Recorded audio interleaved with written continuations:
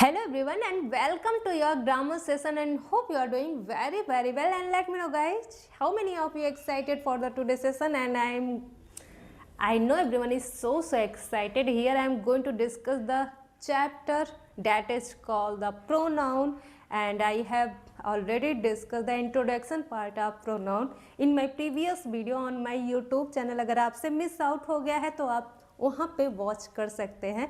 Pronoun क्या होता है? Word use instead of noun, means संज्ञा के स्थान पे किए गए यूज को किए गए वर्ड को हम बोलते हैं सर्वनाम. ये आपका हिंदी में हो गया. अब word use instead of noun, noun की जगह पे इस्तेमाल होने वाले शब्द को बोलते हैं सर्वनाम. Like he, she, it, they. And here is your chart. और कितने टाइप के आपके प्रोनाउन होते हैं? Traditionally there are 10 types of pronouns and the first is personal and the second one is demonstrative pronoun and the third one is distributive pronoun and the fourth one is reflexive pronoun and the fifth one is emphatic pronoun and the sixth one is interrogative pronoun and the seventh is relative pronoun, eighth is reciprocal pronoun and the ninth one is indefinite and the 10th is exclamatory pronoun. आपका personal pronoun क्या होता है? The words refer to first person, second person and third person, उससे हम बोलते हैं personal pronoun. यही आपका ये जो आपका पर्सनल प्रोनाउन है, ये जो आप चार्ट देख रहे हैं, ये आपका पर्सनल प्रोनाउन को बता रहा है. फर्स्ट पर्सन में कौन सा सब्जेक्ट आता है, उसके ऑब्जेक्टिव केस क्या होंगे, उसके पजेसिव डिटरमिनर्स क्या होंगे एंड आपके एब्सोल्यूट पजेसिव क्या होंगे. यही सारे इस चार्ट में मेंशन है. आई होप कि आपको बहुत अच्छे से ये चार्ट समझ में आ जाए, क्योंकि यहाँ से एरर के क्वेश्चन हर हाल में बनते हैं, तो चार्ट को समझना बहुत ज़्यादा आपके लिए ज़रूरी है. एंड जो पर्सनल प्रोनाउन होता है, फर्स्ट पर्सन में आपका कौन से सब्जेक्टिव केस में कौन से प्रोनाउन रखे गए हैं, सेकेंड पर्सन में कौन से प्रोनाउन रखे गए हैं, थर्ड पर्सन में कौन से प्रोनाउन रखे गए हैं, यही सारे यहाँ पे हम डिस्कस करने वाले हैं आज के क्लास में. और जो पर्सनल प्रोनाउन होता है, ये first person and second person and third person को बताता है. आपका जो फर्स्ट पर्सन होता है, you can see here in personal pronoun में जो फर्स्ट पर्सन होता है, सिंगुलर में फर्स्ट पर्सन को जगह मिली है आई को एंड द प्लूरल में फर्स्ट पर्सन को ही जगह मिली है वी को. तो जो सिंगुलर है फर्स्ट पर्सन में आई का, उसका ऑब्जेक्टिव जो फॉर्म हो जाएगा मी. तो आई का जो ऑब्जेक्टिव फॉर्म हो जाएगा वो हो जाएगा me and the possessive determiner जो हो जाएगा वो हो जाएगा माई. एंड द एब्सोल्यूट पजेसिव में जो आई का ऑब्जेक्टिव केस था मी एंड पजेसिव डिटरमिनर था माई, वो पजेसिव में हो जाएगा माइन.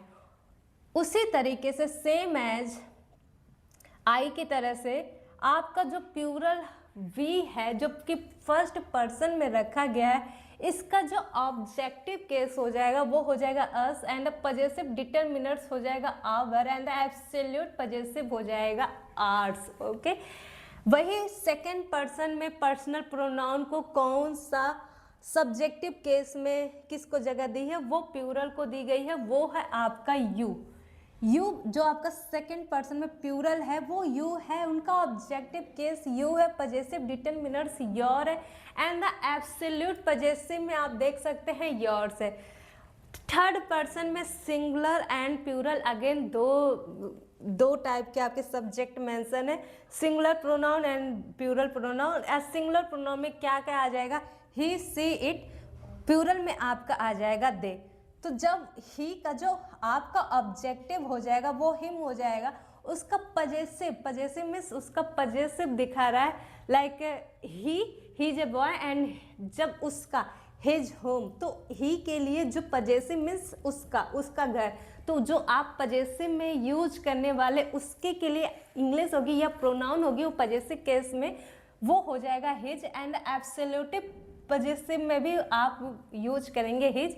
उसी तरह सी है, सी जब beautiful girl and her home, तो उसके लिए हर क्या है, पजेसिव है, मतलब उसके लिए इस्तेमाल हो रहा है, उस गर्ल्स के लिए, सी के लिए. तो उसका जो ऑब्जेक्टिव फॉर्म तो हो जाएगा हर, लेकिन पजेसिव में भी जो डिटरमिनर होगा वो भी हर होगा एंड द एब्सोल्यूट पजेसिव में हर्स हो जाएगा. उसी तरह सेम लाइक इट का जो ऑब्जेक्टिव हो जाएगा इट हो जाएगा. और पजेसिव डिटरमिनर जो हो जाएगा वो इट्स हो जाएगा, एंड द एब्सोल्यूट जो पजेसिव हो जाएगा वो भी इट्स हो जाएगा। थर्ड पर्सन में ही अब बात करते हैं प्लूरल नाउन की, तो वो दे है। दे का जो ऑब्जेक्टिव हो जाएगा दे ही रहेगा, वो चेंज नहीं होगा, लेकिन उसका जो पजेसिव डिटरमिनर्स है वो देयर हो जाएगा, एंड एब्सोल्यूट पजेसिव जो हो जाएगा वो देयर्स हो जाएगा। आपका ये चार्ट है। पर्सनल प्रोनाउन क्या होता है? It's refer to first person, second person, third person. आपका जो फर्स्ट पर्सन है उसमें आई एंड वी है, जो सेकेंड पर्सन है उसमें यू है, थर्ड पर्सन में आपका जो मेंशन है प्रोनाउन वो ही, सी, इट, दे है। और क्या सिंगुलर है क्या प्लूरल है मैं एक बार और रिपीट कर देती हूँ।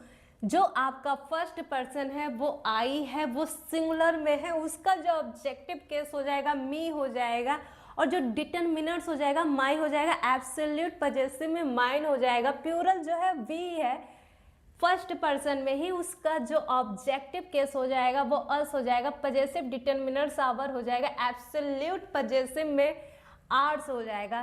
सेकेंड पर्सन में आपका जो प्रोनाउन को मेंशन किया गया है वो प्लूरल ही है और वो यू है। आपका ऑब्जेक्टिव केस में भी यू ही रहने वाला है। पजेसिव डिटरमिनर्स बनते ही उसका जो आप डिटरमिनर लगाओगे वो योर हो जाएगा, एब्सोल्यूटिव पजेसिव उसका योर्स हो जाएगा।